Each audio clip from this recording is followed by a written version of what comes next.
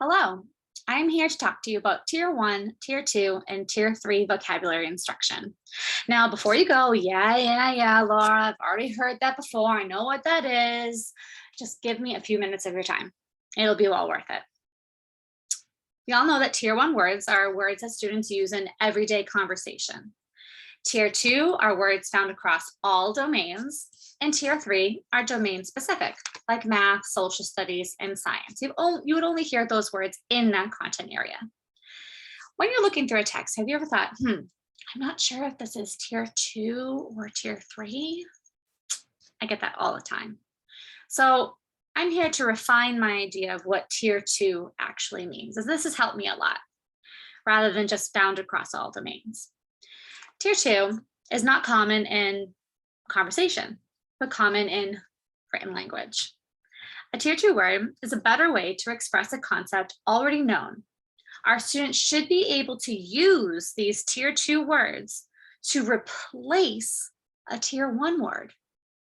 Notice that I did not say a synonym, but a concept or phrase. So don't confuse the two. For example, irate is a Tier 2 word for the Tier 1 phrase, very angry, not just the synonym angry, because that wouldn't make sense. Irate is a degree of anger. You can't just swap the two. So in your content area, do you pre-teach Tier 2 or Tier 3 words? Be honest. I've always taught Tier 3 words. Nope, we're not supposed to teach Tier 3 words. We are supposed to teach Tier 2 words explicitly. Did you know that there are 7,000 word families that are Tier 2 words?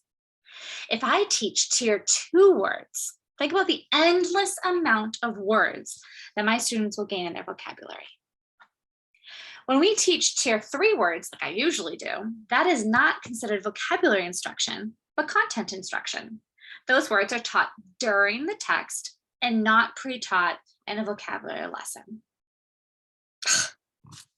So let's look at a text that I use in my social studies classroom. I'm going to share my screen.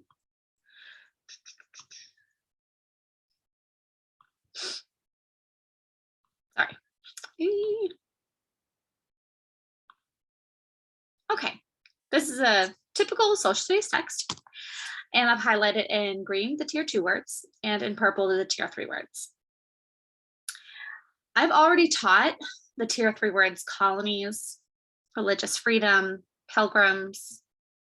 My students already know those phrases, so I don't have to pre-teach those words. Things like constitution, national resource, those are going to have to be taught in the reading during the lesson, not pre-taught before, because that has to do with concepts, not a vocabulary word. So the other ones here, the Tier 2 words, tolerance, seeking, grant, primarily, intolerance, banished, pursuing, relations. Do you see a connection with these words? They're all related to why a colony was founded, and they represent a concept they should know as a Tier 1 word or phrase. Seeking means looking. Grant, in this context, means given. Intolerance means not being tolerated. So that's kind of hard. Let me put that in a student-friendly definition. Not being treated fairly. Banished means to be kicked out. If the students know the Tier 1 word or phrase, then we are elevating their vocabulary and teaching them a more sophisticated way to say it with a Tier 2 word. So now that I have all my words labeled, what do I do with it? I'm going to choose 3 Tier 2 words to teach before the lesson. So here's what a typical vocabulary lesson would look like, and it doesn't take that long of a time. Everybody, imagine you're my students. Repeat after me. Grant. Say it again.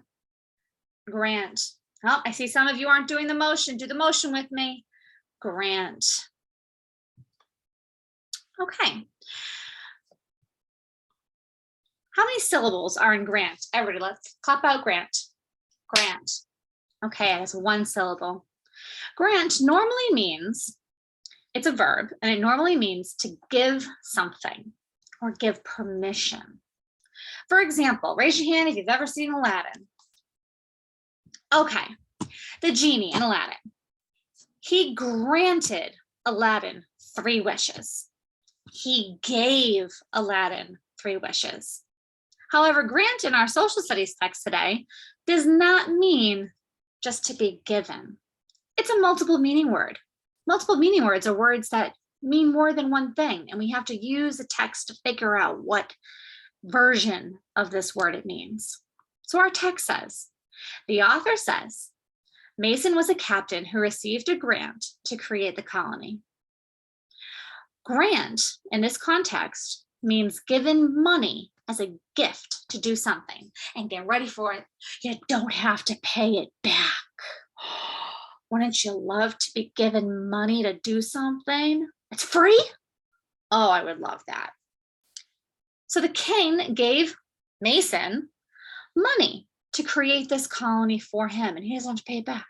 So let's look around the classroom, everybody. Look around the room.